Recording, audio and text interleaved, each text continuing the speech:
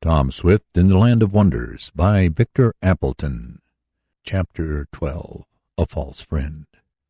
"What is it? What's the matter?" cried Tom, springing from his cot and hastening to the side of his chum in the tent. "What has happened, Ned?" "I don't know, but Juanito is yelling something about vampires." "Vampires?" "Yes, big bats, and he's warning us to be careful. I stuck my head out just now and I felt that same sort of shadow I felt this evening when we were down near the river." "Nonsense." "I tell you I did."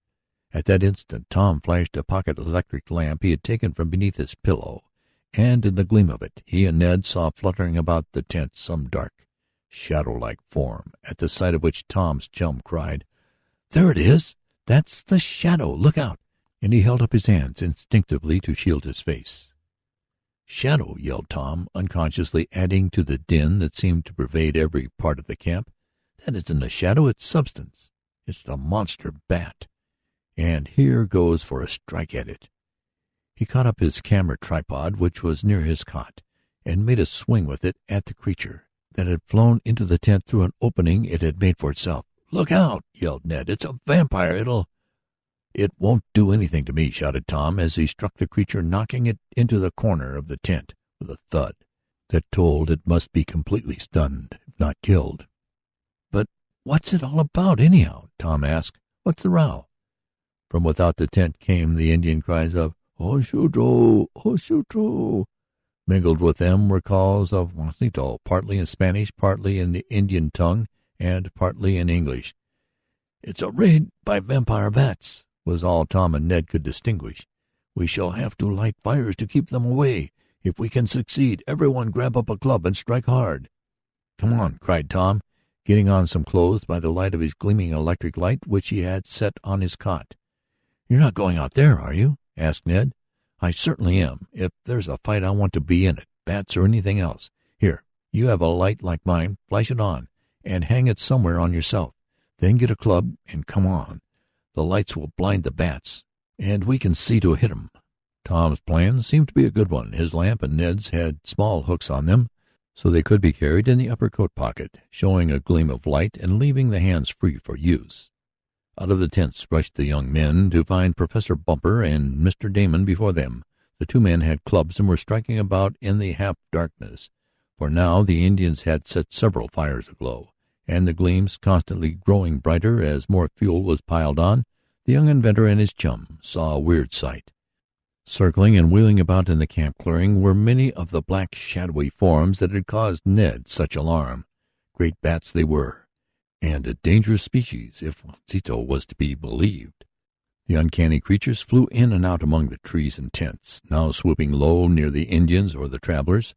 At such times clubs would be used, often with the effect of killing or stunning the flying pests. For a time it seemed that if the bats would fairly overwhelm the camp, so many of them were there.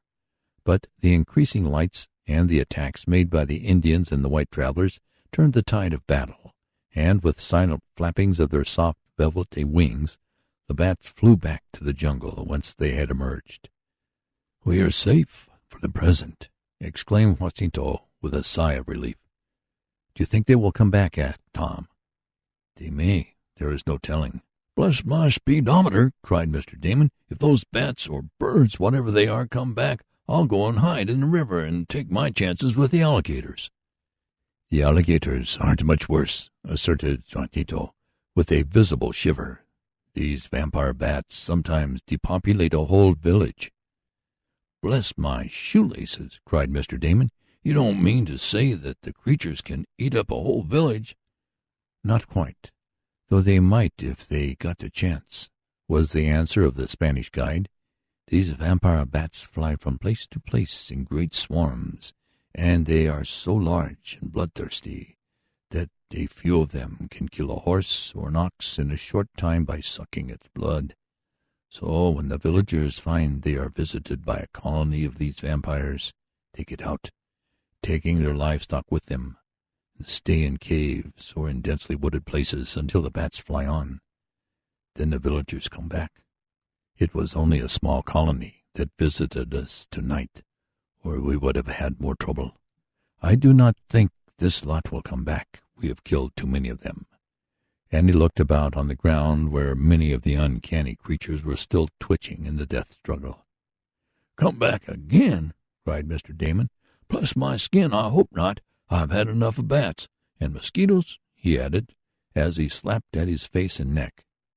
Indeed, the party of whites were set upon by the night insect to such an extent that it was necessary to hurry back to the protection of the nets. Tom and Ned kicked outside the bat the former had killed in their tent, and then both went back to their cots.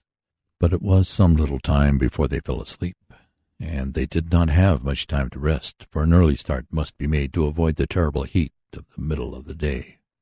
"Whew!" whistled Ned, as he and Tom arose in the gray dawn of the morning, when Juanito announced at breakfast, which the Indian cook had prepared. "That was some night. If this is a sample of the wilds of Honduras, give me the tameness of Shopton." "Oh, we've gone through with worse than this," laughed Tom. "It's all in a day's work. We've only got started. I guess we're a bit soft, Ned, though we had hard enough work in the tunnel digging." After breakfast, while the Indians were making ready the canoes, Professor Bumper, who in a previous visit to Central America had become interested in the subject, made a brief examination of some of the dead bats. They were exceptionally large, some almost as big as hawks, and were of the subfamily Desmodidae, the scientist said. "This is a true blood-sucking bat," went on the professor. "This," and he pointed to the nose leaves, "is the sucking apparatus. The bat makes an opening in the skin with its sharp teeth, and proceeds to extract the blood. I can well believe 2 or 3 of them attacking a steer or mule at once could soon weaken it so the animal would die." "And a man, too?" asked Ned. "Well, a man has hands with which to use weapons, but a helpless quadruped has not. Though if a sufficient number of these bats attacked a man at the same time, he would have small chance to escape alive. Their bites, too, may be poisonous for all I know." The Indians seemed glad to leave the place of the bats, as they called the campsite. Jacinto explained that the Indians believed a vampire could kill them while they slept, and they were very much afraid of the blood-sucking bats.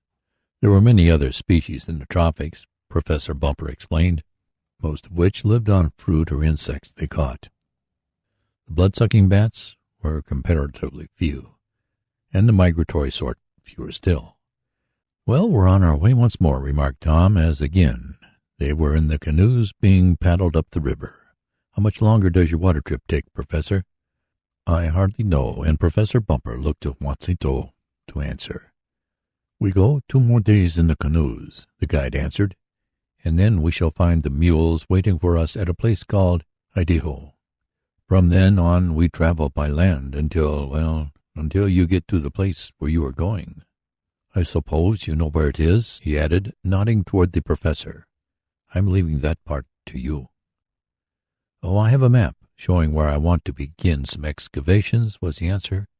"We must first go to Copan and see what arrangements we can make for laborers. After that, well, we shall trust to luck for what we shall find."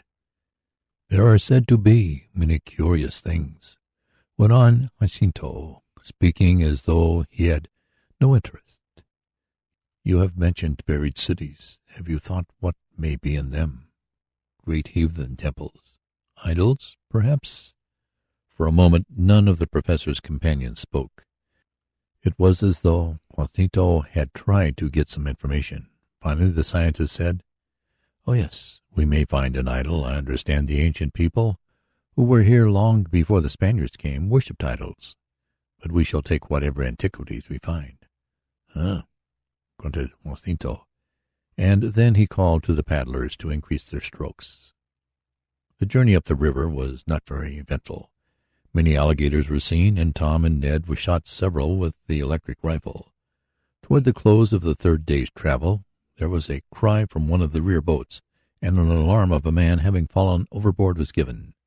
Tom turned in time to see the poor fellow's struggles, and at the same time there was a swirl in the water, and a black object shot forward. "An alligator's after him," yelled Ned. "I see," observed Tom calmly. "Hand me the rifle, Ned." Tom took quick aim and pulled the trigger. the explosive electric bullet went true to its mark, and the great animal turned over in a death struggle. But the river was filled with them, and no sooner had the one nearest the unfortunate Indian been disposed of than another made a dash for the man. There was a wild scream of agony, and then a dark arm shot up above the red foam. The water seethed and bubbled as the alligators fought under it for possession of the paddler. Tom fired bullet after bullet from his wonderful rifle into the spot. But though he killed some of the alligators, this did not save the man's life. His body was not seen again, though search was made for it. The accident cast a little damper over the party, and there was a feeling of gloom among the Indians. Professor Bumper announced that he would see to it that the man's family did not want, and this seemed to give general satisfaction, especially to a brother who was with the party. Aside from being caught in a drenching storm and one or two minor accidents, nothing else of moment marked the remainder of the river journey, and at the end of the third day the canoes pulled to shore and a night camp was made. "But where are the mules we are supposed to use in traveling tomorrow?" asked the professor of Juanito. "In the next village. We shall march there in the morning. No use to go there at night when all is dark." "I suppose that is so." The Indians made camp as usual, the goods being brought from the canoes and piled up near the tent. The night settled down. "Hello!" cried Tom, awakening the next morning to find the sun streaming into his tent. "We must have overslept, Ned. We were to start before old Sol got in his heavy work, but we haven't had breakfast yet." "I didn't hear anyone call us," remarked Ned. "Nor I. Wonder if we're the only lazy birds." He looked from the tent in time to see Mr. Damon and the professor emerging. Then Tom noticed something queer. The canoes were not on the river bank. There was not an Indian in sight, and no evidence of Jacinto. "What's the matter?" asked the young inventor. "Have the others gone on ahead?" "I rather think they've gone back," was the professor's dry comment. "Gone back?" "Yes, the Indians seem to have deserted us at the ending of this stage of our journey." "Rest my timetable!" cried Mr. Damon. "You don't say so! What does it mean? What has become of our friend Juanito?" "I'm afraid he was rather a false friend," was the professor's answer. "This is the note he left. He has gone and taken the canoes and all the Indians with him." And he held out a paper on which was some scribbled writing.